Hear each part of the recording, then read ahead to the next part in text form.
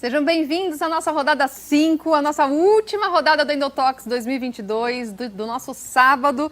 E a rodada talvez mais esperada, que vamos falar sobre cirurgias. A cirurgia da endometriose, nós temos aqui, muitos especialistas, tá? O Dr. Tomil Arazal, a Dr. Juliano Borrelli, que já participou aqui com a gente, doutora Juliana Esperandio, Leandro Accardo, Isabela Pires, que também participou com a gente ainda. E temos dois especialistas que estão aqui pela primeira vez, Alexandre Bertoncini, cirurgião do aparelho digestivo e coloproctologista com foco em endometriose intestinal. E temos o Dr. Fábio Torricelli, que é médico urologista, especialista em pedras nos rins, doenças de próstata e tumores. Gente, a gente vai começar aqui, a gente tem as enquetes, tá? De novo, toda rodada a gente tem umas enquetes com algumas perguntas chaves para vocês já responderem. Ao final da rodada teremos essas respostas e vou seguir com as perguntas para os nossos debatedores aqui. O nosso tópico-chave hoje é, para muitos casos de endometriose, a cirurgia ainda é a opção mais indicada para melhorar a dor e a qualidade de vida. Eu queria começar aqui com o Dr. Tomil, e depois vou seguir também para os outros nessa mesma pergunta. Existe um momento ideal para fazer cirurgia quando pioram os sintomas, quando quer engravidar, no auge da dor, quando controla momentaneamente? Qual que é o momento ideal? Muito bem, gente. Temos basicamente 3 principais indicações aí de tratar cirurgicamente uma paciente com endometriose, independente do grau. O primeiro deles é quando a paciente tem muita dor e a qualidade de vida dessa paciente está extremamente comprometida, e outras formas de tratar essa paciente clinicamente, seja com estilo de vida, tratamentos hormonais, não estão sendo eficientes para restabelecer essa qualidade de vida para a paciente. E aí sim a gente vai considerar o tratamento cirúrgico como alternativa. Essa é a primeira e principal indicação na maioria dos casos. Segunda indicação, muitas vezes pacientes estão tentando engravidar, tá? Que não é o propósito dessa rodada aqui, e a endometriose pode estar no caminho dessa fertilidade e a cirurgia pode contribuir com a fertilidade de algumas dessas pacientes. Então seria a segunda principal indicação.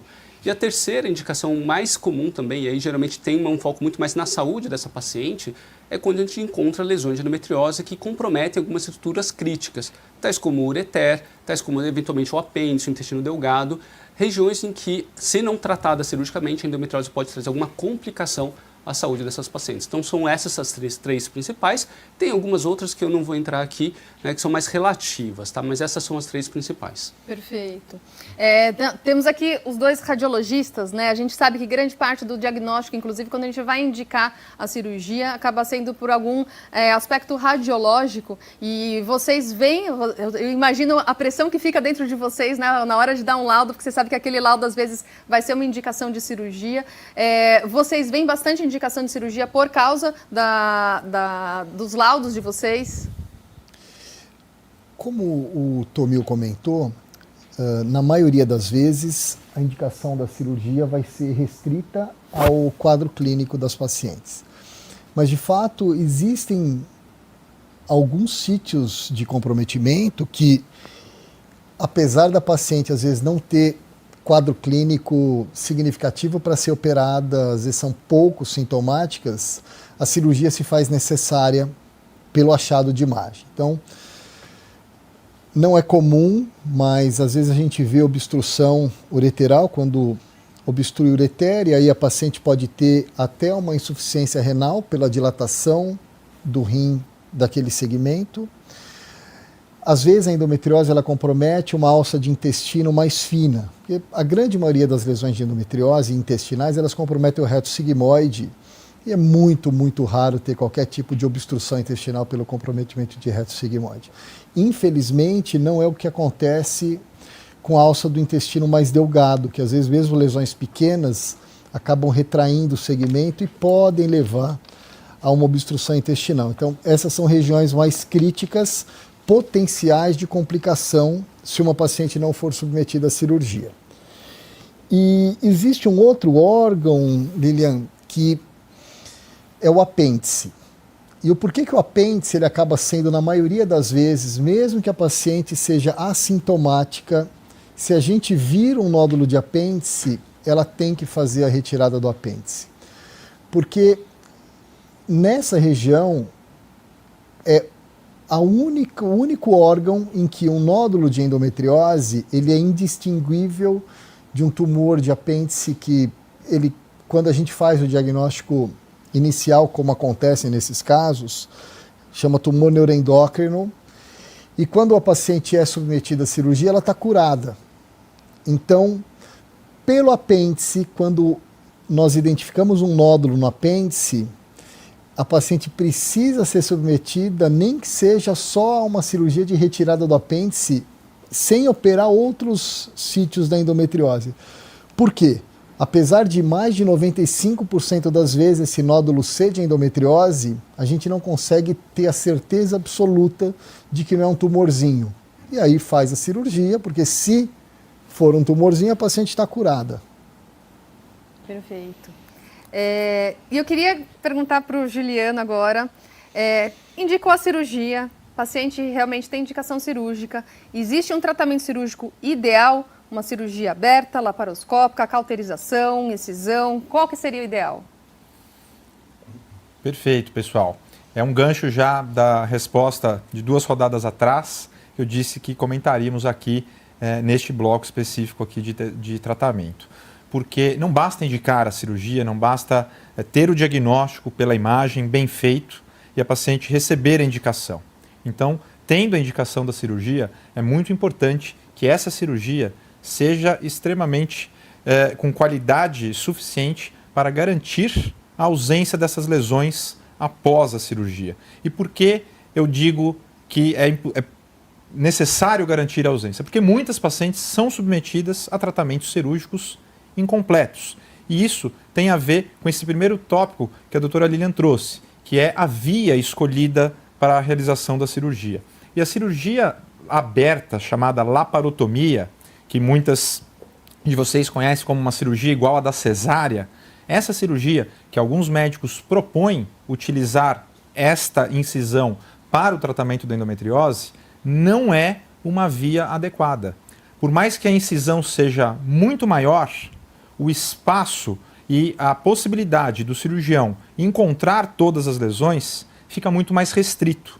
Então, nesses casos, a gente tem certeza de que a endometriose não será tratada de forma completa se a cirurgia for uma cirurgia aberta. E aí, a via principal, obviamente, e obrigatória, quase que obrigatória, é a via minimamente invasiva.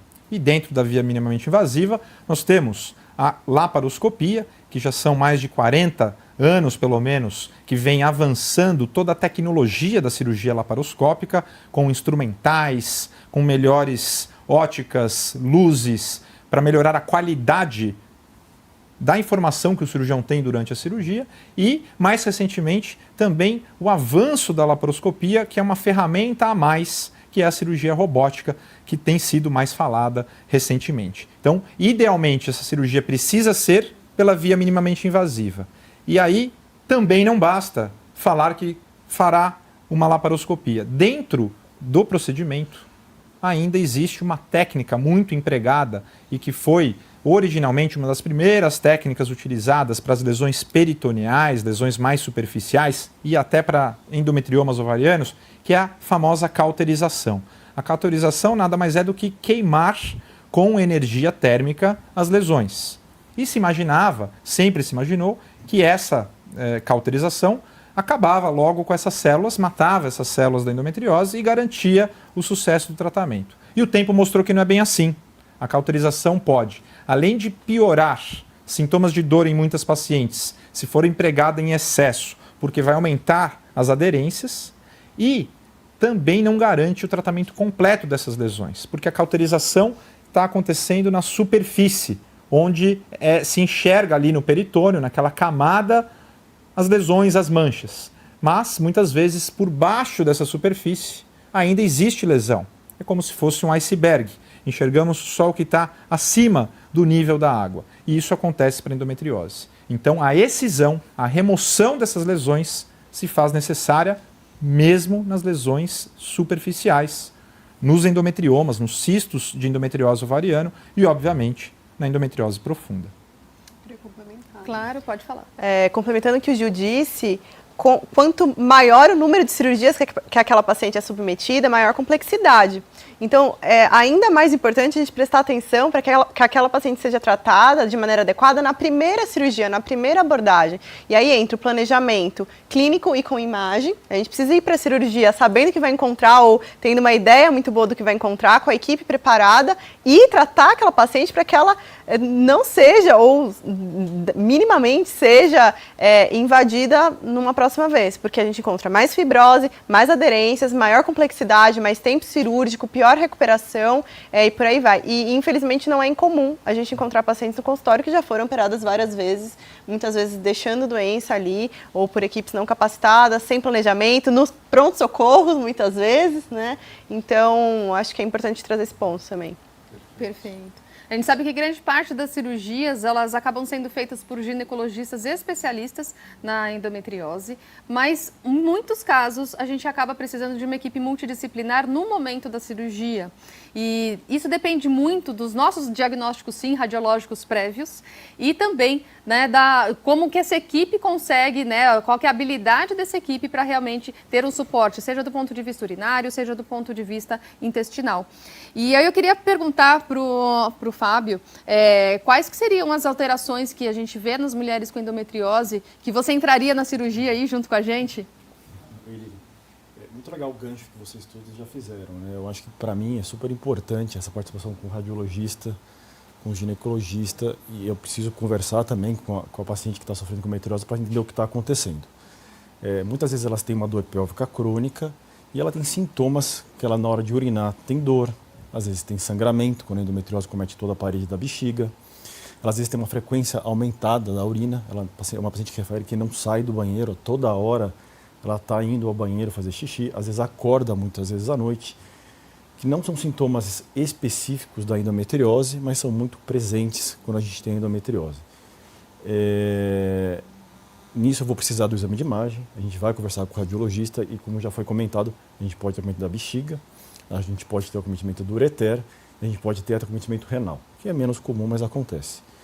E aí é muito importante o planejamento com a equipe toda, para a gente saber como vai ser feita a abordagem e como vai ser feita a ressecção dessa lesão. E na minha parte, muitas vezes acaba sendo na retirada ou da parede da bexiga, ou no segmento do ureter, que é o canal que comunica a bexiga até o rim, e a gente vai fazer uma reconstrução do trato urinário, que é uma cirurgia mais complexa. Então, assim, essa rodada que a gente está fazendo aqui multidisciplinar, para mim é muito emblemática, porque eu entro muitas vezes na endometriose em casos complexos, onde a participação de todo mundo é fundamental. Então, assim, eu vou tirar uma bexiga, vou tirar um pedacinho, não posso tirar demais, tem que reconstruir, a paciente tem que voltar a urinar bem, então também não dá para soltar a bexiga de qualquer forma. Eu vou tirar um pedaço do ureter, eu preciso reimplantar esse ureter, esse canalzinho na bexiga, de forma que ele drene adequadamente o rim. Então a gente precisa realmente de uma interação muito grande e um preparo pré-operatório muito grande para aliviar os sintomas que essa paciente tem tido, né? Perfeito. E também queria trazer para o Alexandre, né, grande parte das cirurgias acaba entrando também com o coloproctologista. A gente sabe que existem muitos medos das mulheres nas cirurgias, né? E aí, desde não coloproctológicos, como medo de fertilidade futura, recidivas, mas também das estomias, né? Como a gente planejar e prever e mitigar essas complicações? O quão frequentes são as complicações cirúrgicas, como as estomias? E se todas as mulheres com lesões intestinais vão precisar dessa estomia, né? E por último ainda tem mais uma coisa, pois olha quanta coisa você vai responder. O tipo de técnica cirúrgica tem relação com esses resultados? Perfeito, eu já perdi metade das perguntas. Se você for esquecer, eu te pergunto de novo. Cobra para não deixar faltar nada. Muito bem. Uma coisa que é muito importante a gente entender na medicina como um todo, não só na endometriose, é que todo o tratamento e o resultado do tratamento gira em torno de uma interação entre paciente e o ato cirúrgico que a gente vai ter, ou o tratamento clínico. E quando a gente trata de endometriose, nós temos a sorte, eu sempre falo isso para a paciente quando ela chega no consultório, como a Lilian falou, muitas vezes fragilizada, com medo da cirurgia intestinal. Muitas falam, a minha cirurgia é mais complexa, é mais difícil porque tem a parte intestinal, e eu sempre falo, não é verdade. Na verdade, a parte mais complexa é de fato do ginecologista para manter toda essa estrutura funcional, né? Não basta nós removermos as lesões, nós temos que deixar essas estruturas funcionando de uma forma normal, natural, como a Lilian falou, muitas vezes com desejo reprodutivo ainda. E as nossas pacientes são pacientes que têm uma vantagem muito grande porque são pacientes geralmente mais jovens, por exemplo, do que as pacientes que são submetidas a tratamentos oncológicos, então tratamentos para doenças cancerígenas. E com isso, na imensa maioria das vezes, não tem outros problemas de saúde associados, como desnutrição, pressão alta, diabetes, uma série de complicações que agravam os resultados cirúrgicos. Então, uma mesma cirurgia feita em pacientes diferentes, com idades diferentes, com problemas de saúde correlacionados diferentes, vão ter resultados e riscos também diferentes. Então, existe realmente um uso muito mais liberal das estomias, das famosas bolsinhas, para pacientes, por exemplo, operadas por câncer de reto. Como o Leandro falou, a imensa maioria das lesões intestinais ocorre nessa região do reto, reto médio, reto alto e cólon sigmoide. De modo que no câncer do reto, por particularidades dessa doença, essas pacientes têm uma emenda no intestino, quando a técnica indicada é uma ressecção de um pedaço dessa lesão, ela tem um risco de falha dessa emenda que nós precisamos fazer muito maior do que nas pacientes com endometriose. Então, para vocês terem ideia, num tratamento de câncer do reto, esse risco pode girar em torno aí de 13% a 16%, e aí sim, por uma questão de proteção dessa paciente, a gente acaba instalando de forma transitória a famosa bolsinha. Mas nas pacientes de endometriose, o risco é extremamente baixo comparado. Os trabalhos mostram que a gente chega a um risco ao redor de 2% a 3%. Então, se nós pegarmos toda a casuística, não só nossa, mas do Brasil como um todo, o risco de uma paciente com endometriose precisar da bolsinha gira aí na casa de 0,5%. E raramente isso acontece de uma forma de surpresa no meio da cirurgia. Por conta dos dados que os radiologistas trazem para a gente de uma forma muito precisa e do exame físico que o ginecologista faz, nós já conseguimos identificar quais são as pacientes que teriam mais risco para receber essa bolsinha antes mesmo da cirurgia começar e prepará-la, tanto com educação, de como cuidar dessa bolsinha, como vai ser, que vai ser transitório, já antes da cirurgia. Então, é pouco provável que a gente precise instalar um dispositivo como esse de uma forma de surpresa durante a cirurgia. A Lilian perguntou se isso ocorre igual em todas as regiões do intestino. Não, né? Então, as lesões, como o Leandro colocou, de intestino delgado, do começo do intestino grosso, do apêndice, são regiões onde a gente não tem esse risco e as bolsinhas não são utilizadas nessas cirurgias. E as lesões de reto, que são a maioria, somente quando a gente tem essa lesão acometendo o reto numa porção mais baixa, mais próxima da borda anal, que muitas de vocês veem no exame físico, no exame radiológico, tantos centímetros da borda anal. Essa informação é importante para o coloproctologista, para o cirurgião do aparelho digestivo, porque ajuda a gente a estimar qual é o risco que essa paciente vai ter da famosa bolsinha por questões anatômicas do reto, simplesmente por questões anatômicas. Então, a gente considera uma lesão de maior risco, lesões que estariam abaixo de uma distância de 6 a 7 centímetros da borda do ânus. E, por sorte, 90% das lesões do reto estão entre 8 e 12 centímetros. Pode parecer que essa diferença de 6, 7 centímetros para 8 seja pequena, mas para a gente, na cirurgia minimamente invasiva, isso é um mar de distância. Então, sim, a gente consegue, nessa distância de 1, 2 centímetros, garantir uma maior segurança. Então, os riscos são baixos, não são todas as pacientes, e, pelo contrário, é a minoria. Perfeito. Então a gente vê quão importante que é a gente ter uma equipe multidisciplinar, exatamente porque essa parte intestinal vai ter que ser o coloproctologista para realmente avaliar, vai precisar de estomia, não vai precisar. Então a gente precisa realmente ter uma conversa, a equipe precisa já ter uma roda de colegas, né, de confiança para realmente entrar dentro dessa cirurgia com um planejamento muito bem adequado.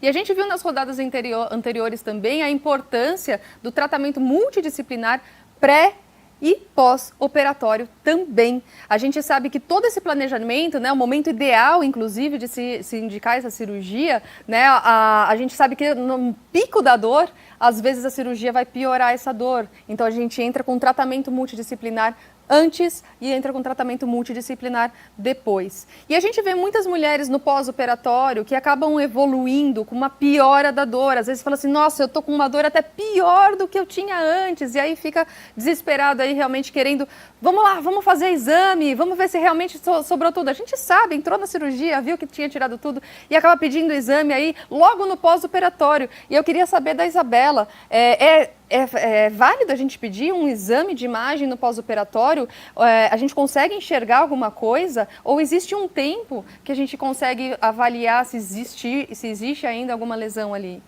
Geralmente após 6 meses, né? Porque antes disso tem muita alteração inflamatória, alteração da cirurgia, que pode confundir, né, com lesão residual, com recidiva de doença. Então a gente precisa de um tempinho, né, para que as lesões, que a alteração inflamatória cicatrize um pouquinho, para a gente conseguir visualizar melhor essas alterações na pelve. E aí, entre os métodos de imagem, né, tem tanto a ressonância magnética quanto o ultrassom com preparo. E aí depende muito da disponibilidade do especialista. A ressonância magnética é um método muito bom, né, para avaliar fibrose, né? A gente tem artefatos de suscetibilidade que às vezes fica mais fácil, principalmente para examinadores que não são tão experientes na doença, porque a fibrose tem um sinal diferente. Então, talvez a ressonância seja um método que, se você tiver uma pessoa bem treinada, você consiga identificar melhor o que é fibrose do que é doença. Os foquinhos de sangue na ressonância também ajudam. E o ultrassom também com preparo em boas mãos é um excelente método, sendo bem indicado, né? A gente tendo esse feedback, né? Vendo o que tinha de doença antes, o que foi feito na cirurgia. Isso daí para a gente ajuda muito, como é que é a queixa da paciente, né? Sem contar que quando a gente está fazendo ultrassom, a gente está com a paciente na nossa frente, né? Para perguntar, né, esse tipo de coisa e também para ser guiado pela queixa dolorosa da paciente. A gente também pode fazer isso, né? Fibrose geralmente não dói tanto quanto uma lesão, né, ativa de endometriose. Então, os dois métodos ajudam muito. Por isso que esse trabalho entre a gente é muito importante. Perfeito. Então, gente, não fiquem desesperados. Terminou a cirurgia, se ainda continua com dor. Então, entenda que a cirurgia, ela faz parte do tratamento. Ela não é o tratamento, ela faz parte. Por isso que a gente tem essa rodada aí o dia inteiro conversando sobre tratamento multidisciplinar. E aí eu queria falar com a Juliana. Todo ginecologista faz cirurgia para endometriose? Porque a gente vê que muitos ginecologistas tiveram a sua formação habitual e às vezes não tem tanto hábito aí com a endometriose. Quais foram os seus desafios na formação cirúrgica, na formação acadêmica, a prática ideal de um médico especialista aí na endometriose? Essa pergunta é muito importante, né? Porque cada vez a gente precisa formar mais especialistas, como a gente já conversou aqui, para diagnóstico e acompanhamento, tratamento, inclusive o tratamento cirúrgico dessas pacientes. Não existe, gente, especialidade em endometriose. Então, se eu quiser fazer uma especialidade em endometriose, eu não consigo fazer, não existe isso. O que existe é especialidade em técnicas minimamente invasivas, que seria a endoscopia ginecológica, que aí tem título de especialista, residências e etc. Mas para que a gente consiga abordar essa paciente, diagnosticar a doença e tratar de maneira adequada, inclusive cirurgicamente, existe uma curva de aprendizado. E essa curva de aprendizado se dá em relação tanto à parte clínica quanto à parte cirúrgica. Então, na minha formação, por exemplo, eu fiz a faculdade, depois eu fiz 3 anos de residência em ginecologia e obstetrícia, depois mais 2 anos de residência em endoscopia ginecológica, 1 ano de preceptoria no HC e depois eu fiquei mais, aí estou há 3, 4 anos tratando só pacientes com endometriose. Então veja, se a gente for somar isso, dá quanto? 3, 4, 7, praticamente 10 anos quase, 7 a 10 anos fazendo isso, né? E a gente melhora também a cada dia. Eu acho que isso é bem importante. A gente não se contenta com fazer o que a gente está fazendo. A gente cada vez quer ficar melhor. Então, eu acho que trabalhar com pessoas que entendam a doença, tragam a doença, possam te dar suporte e trabalhar com a equipe multidisciplinar, a gente aprende muito. Então, tanto da parte clínica quanto cirúrgica. Então, não existe uma jornada bem delimitada, eu acredito que seja isso, mas ela é longa e ela tem que ser longa porque a gente está trabalhando com uma doença muito complexa, com estruturas delicadas, imaginem, né? Ou estruturas de 4 milímetros, às vezes poucos centímetros, as pinças laparoscópicas e robóticas são extremamente pequenininhas, mais ou menos da espessura do meu dedo, então a gente precisa ter essa noção de que as estruturas são delicadas e a gente precisa abordar isso de maneira adequada e isso leva tempo mesmo. Perfeito, Ju. E, gente, queria já trazer... Quer falar? Pode falar. Eu queria comentar que a cirurgia para endometriose, especialmente cirurgias avançadas, elas são das cirurgias mais complexas que a gente pode fazer em qualquer paciente.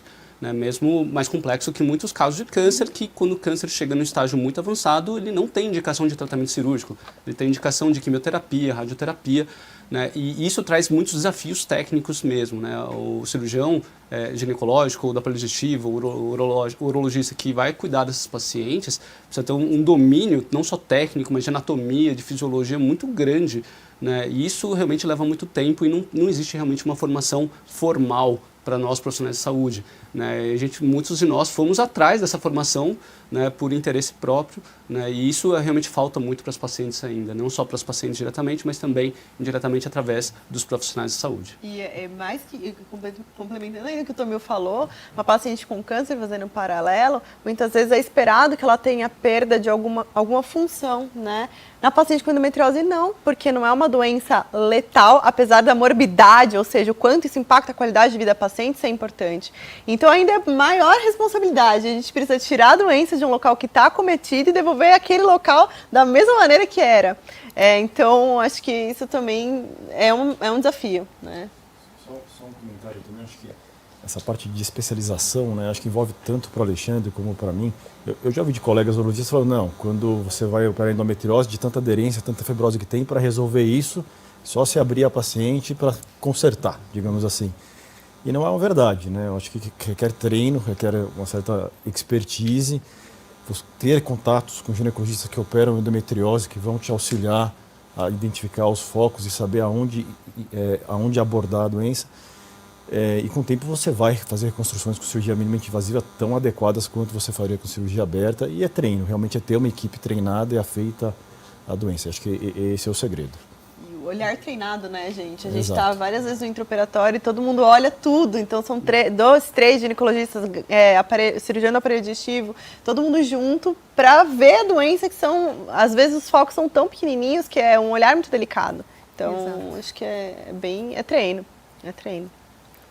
Muito bem, pessoal. E já vamos agora, então, para os resultados das nossas enquetes. Já temos resultados aqui, hein? Primeira pergunta foi se você já fez cirurgia para endometriose e qual? Não, nunca operei. Mais da metade das pacientes, das mulheres que estão assistindo hoje, não operaram.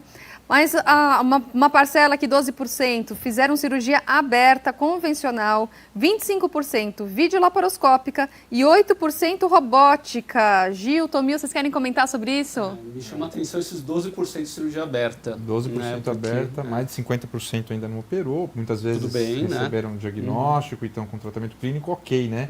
Mas essa porcentagem de cirurgia aberta ainda é muito alta para os dias de hoje, né? Exatamente. Gente, a cirurgia, o Gil citou, né, sobre a cirurgia aberta, que na cirurgia laparoscópica a gente consegue entrar com a câmera e amplificar a imagem. Então a gente vê os focos de uma maneira muito mais acurada. Mas além disso, a recuperação cirúrgica da paciente na cirurgia convencional ou aberta é muito pior. Então imagine isso para cirurgias complexas. Quando a gente faz pequenos cortes nas cirurgias minimamente invasivas, a paciente tem uma recuperação muito mais rápida, né? A reação inflamatória é menor, volta às atividades, retorno da função intestinal. Então, não só para a parte técnica é importante, mas principalmente para a recuperação cirúrgica e diminuição de complicações. Sem contar que na cirurgia minimamente invasiva, nós temos também um aparato a nosso favor tecnológico, né? A qualidade da visão que nós temos. Vocês imaginem que a pelve, né, passa a cabeça de um bebê, né? E lá a gente tem que enxergar os órgãos que estão lá dentro, colocar as mãos lá dentro e ainda enxergar o que está acontecendo, muitas vezes numa angulação complexa. E os instrumentos também são muito mais grosseiros do que a gente tem na laparoscopia e na cirurgia robótica. Então não é só uma questão de visualização adequada, mas também de manipulação adequada, não só dos focos, mas como das estruturas que a gente tem que preservar. Então isso dá para a gente uma qualidade técnica de ressecção, uma maior segurança, uma maior preservação das estruturas que a cirurgia aberta também não nos confere. E mais um gancho, pegando o acometimento intestinal da endometriose, como boa parte dos ginecologistas, quando indica uma cirurgia aberta, indica uma cirurgia igual à incisão de uma cesárea, no acometimento intestinal, seja do reto, do sigmoide ou do ilho, né, do intestino delgado, próximo ali ao apêndice, essa incisão não consegue, não permite o tratamento adequado. Essas pacientes, né, vão precisar de uma incisão aberta longitudinal, que é raramente utilizada nos dias de hoje. Então a gente já está falando aí de uma morbidade ainda maior do ponto de vista incisional. Só queria ressaltar o quanto que está avançando a cirurgia minimamente invasiva nos últimos poucos anos, né? De equipamentos instrumentais, tecnologia, mesmo a robótica. Isso tem melhorado muito nossa acurácia, nossa segurança para remover por completo essas lesões, né? Reduzindo também riscos de complicações. Então, gente, melhorou muito, né, o tratamento cirúrgico para vocês. Tá? Isso é uma ótima notícia para todo mundo. Muito bom. E aí a próxima pergunta da enquete era quantas cirurgias para endometriose você já fez? Mais da metade das mulheres que estão aqui nunca operaram, mas tivemos aí 29% que fizeram uma cirurgia, 12% duas e 4% 4 cirurgias ou mais.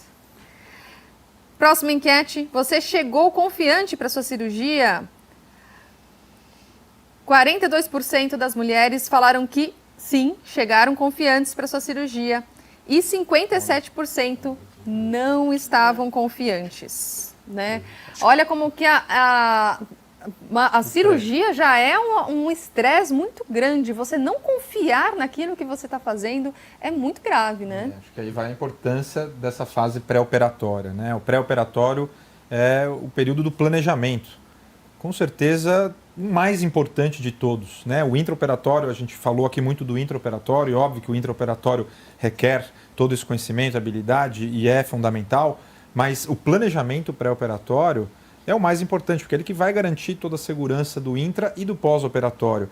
E se a gente tem muitas pacientes chegando para a cirurgia sem confiança com a equipe que vai realizar uma cirurgia de complexidades aí variadas, isso me transparece que essa fase do pré-operatório faltou aí bastante conversa, faltou explicação, faltou ter contato com toda a equipe multidisciplinar que vai de fato estar presente. É muito comum a gente ouvir pacientes falar que de repente conheceram no dia ali no centro cirúrgico parte da equipe que ia operar e com certeza isso traz um impacto negativo na experiência da paciente diante da jornada, né? E estar confiante vai impactar sem dúvida no pós-operatório imediato e não estar confiante, essa paciente ela já vai carregando aquele medo, com certeza isso traz também um impacto negativo.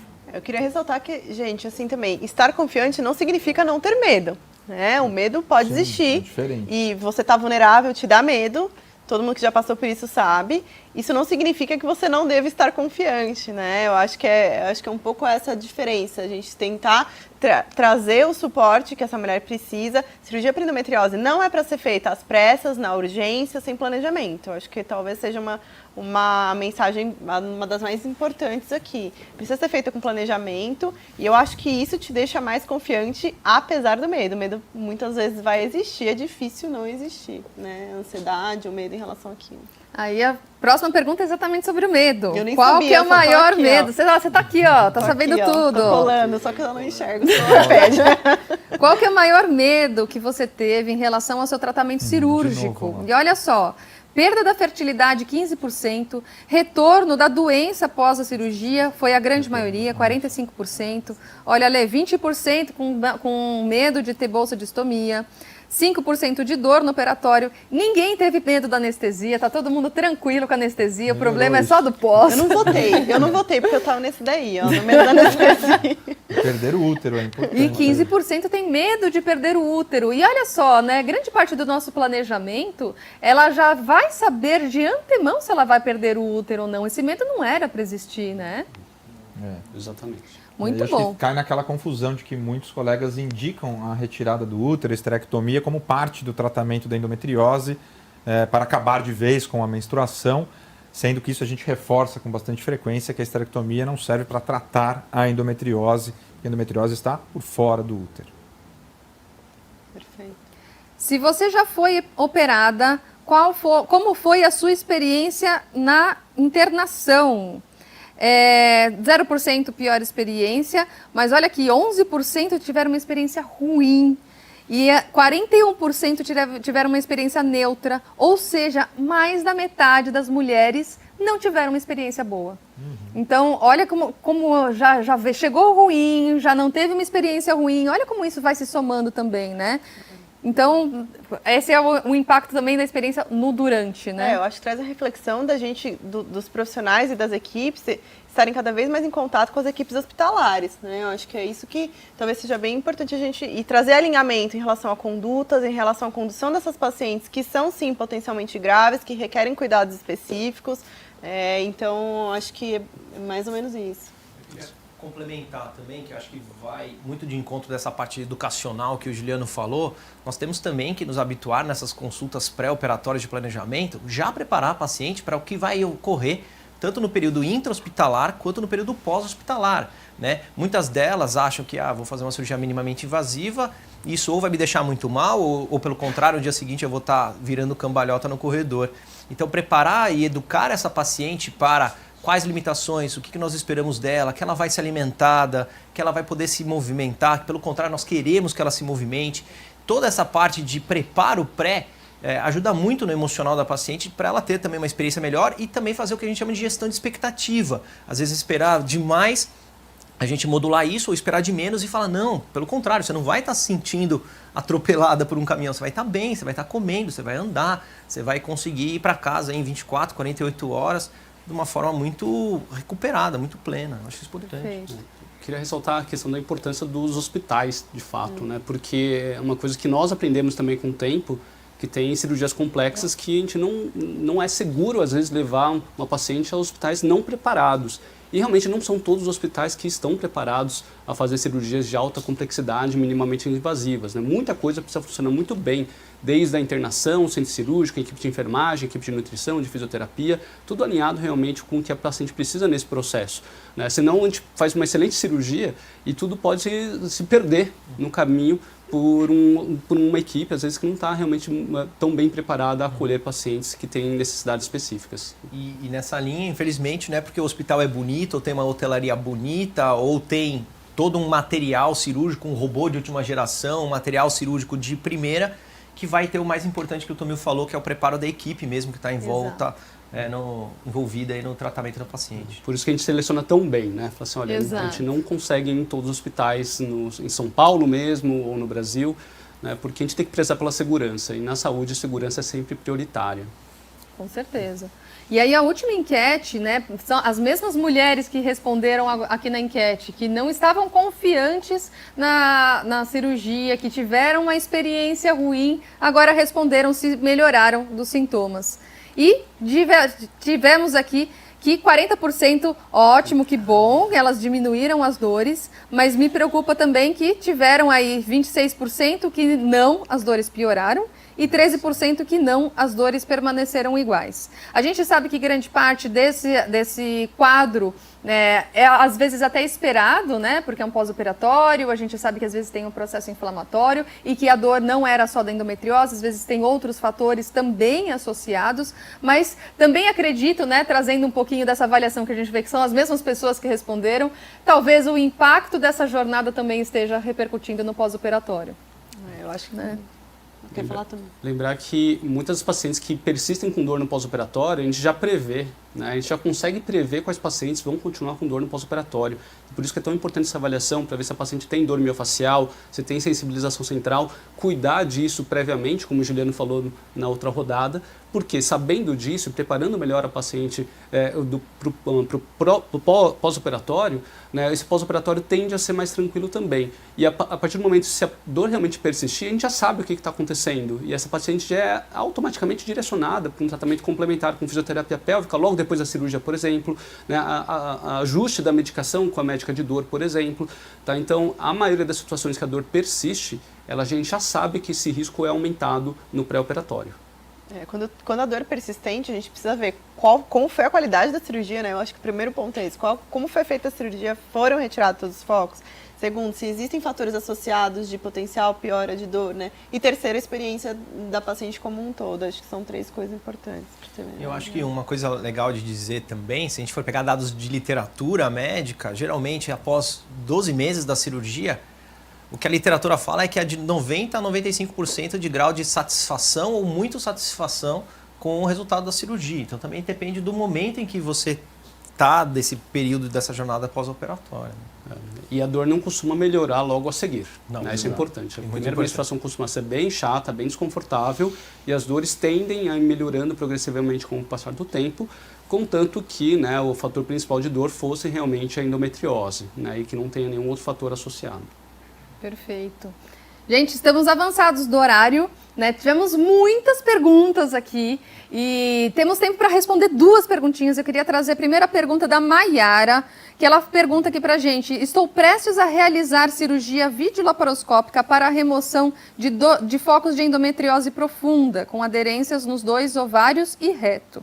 Li que a cirurgia pode causar aderência. Agora estou com medo de voltar a ter as aderências após a cirurgia. Existe como evitar a aderência pós-cirúrgica? Quem gostaria de responder essa? Bom, posso começar. Primeiro, Mayara, não precisa se preocupar tanto com as aderências pós-operatórias. Essas aderências são diferentes das aderências junto com a endometriose. Tá? Então, muitas das aderências pós-operatórias não causam tanta dor assim, ou não causam dor nenhuma. Né? Então, é diferente uma aderência pós-operatória de uma aderência associada à endometriose.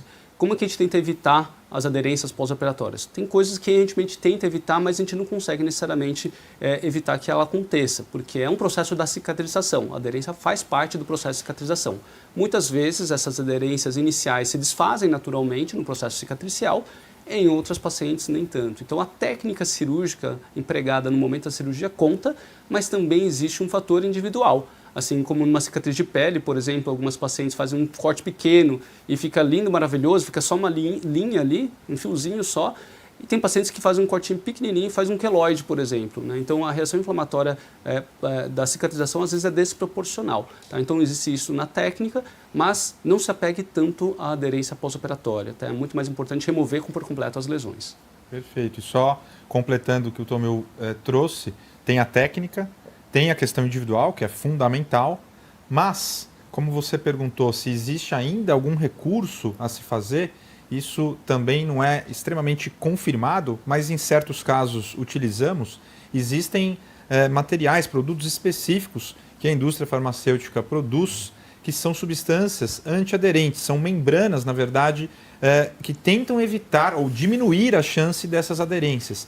E quando temos grandes ressecções de endometriose e sabemos que teremos aí uma área muito grande de tecido para cicatrizar, podemos utilizar esse tipo de recurso para tentar minimizar a formação dessas aderências, que, como o Tomeu falou, já serão diferentes das aderências originadas com endometriose. Acho que talvez a questão é que isso não é verdade para todo mundo, né, Gil? A gente fez alguns usos, assim, a gente viu que algumas pacientes realmente evitou, né, mas será que teria evitado mesmo?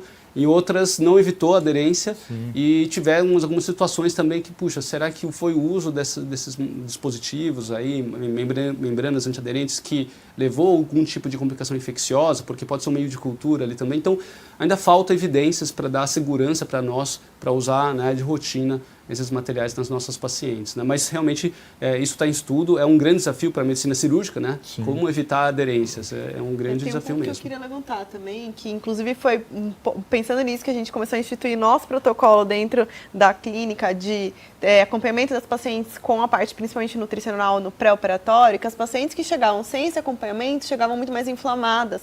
Uma paciente inflamada no intraoperatório potencialmente vai gerar mais aderência no pós. Né? Digo potencialmente porque nenhum estudo avaliou isso, mas a gente realmente acredita que ajustar a alimentação, ajustar a microbiota e fazer essa parte nutricional bonitinha no pré e no pós-operatório pode ajudar, sim, no processo inflamatório de cicatrização. A cicatrização, o primeiro processo de cicatrização é a inflamação, né, gente? Então, quanto menos inflamação tem durante o processo de cicatrização, melhor vai ser para essa mulher. Muito importante isso, Ju. Eu queria partir para a nossa última pergunta aqui da nossa rodada do nosso sábado.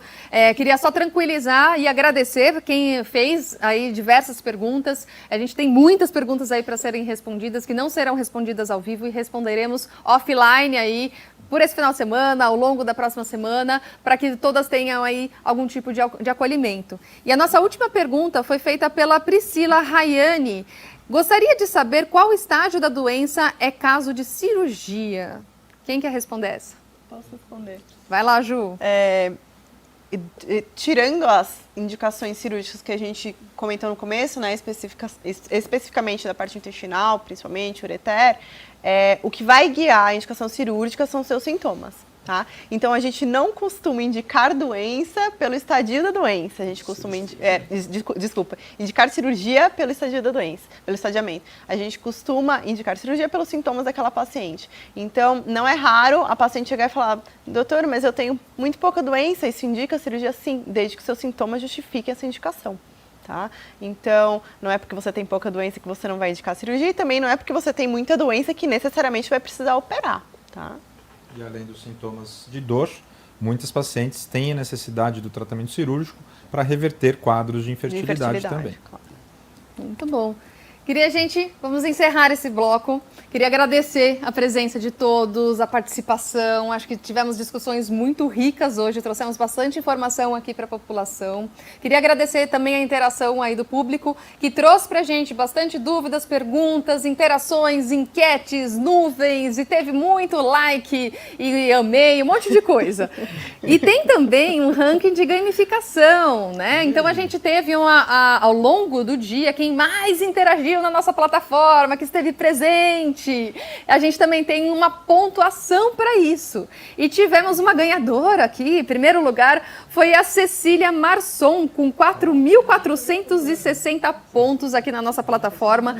Segundo lugar, Marciele Ferreira, que ficou com 2.940 pontos. Em terceiro lugar, a Eveline Rodrigues, com 2.830 pontos. Gente, obrigada por toda essa participação. A gente sabe que isso é uma forma lúdica, né, da gente conseguir fazer esse tipo de interação, mas é uma forma de trazer informação para vocês, e quanto mais vocês participam, mais vocês aprendem também. Então, muito obrigada por toda a audiência.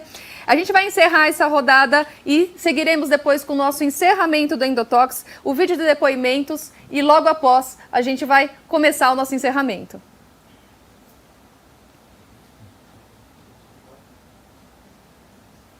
A mensagem que eu posso deixar é que vocês se escolham, que vocês se amem, se priorizem, cuide da alimentação, cuide de fazer sim atividade física, que você tem uma responsabilidade de cuidar da sua saúde, de cuidar do seu estilo de vida, e que isso pode sim melhorar muito o seu quadro de dor, que você pode mudar a sua alimentação, de que você pode ter uma rotina mais saudável. A gente precisa entender que parar um pouquinho, fazer uma meditação, seja a fé que você tiver, independente de qualquer coisa, você para um pouquinho, tenta entender o que você precisa. E que isso vai ter um impacto positivo, então não perca tempo, você tem que começar hoje. Não vai ter amigo, não vai ter marido, não vai ter pai e mãe que vai te dar essa força. A força vem de você. Eu acho que você se priorizar é a melhor coisa que você pode fazer. Porque se você se ama, se você se coloca em primeiro lugar, isso vai refletir em tudo. Então não desista, o caminho não é fácil, ele é longo. Mesmo que a jornada tenha muitas pedras, vale a pena.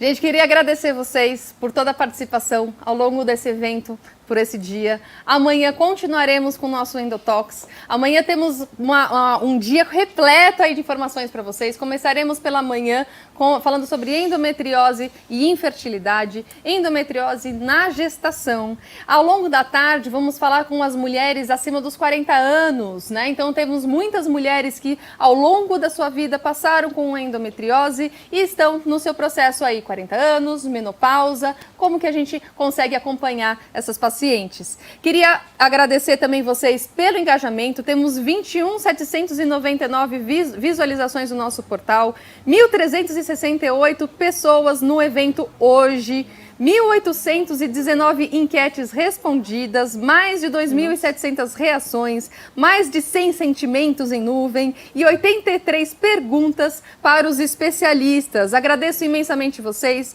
agradeço imensamente todos os nossos palestrantes, todos os nossos colaboradores, os nossos patrocinadores. E, gente, vejo vocês amanhã com muito carinho e descansem bastante. Hoje é sábado, amanhã a gente tem muito mais Endotox.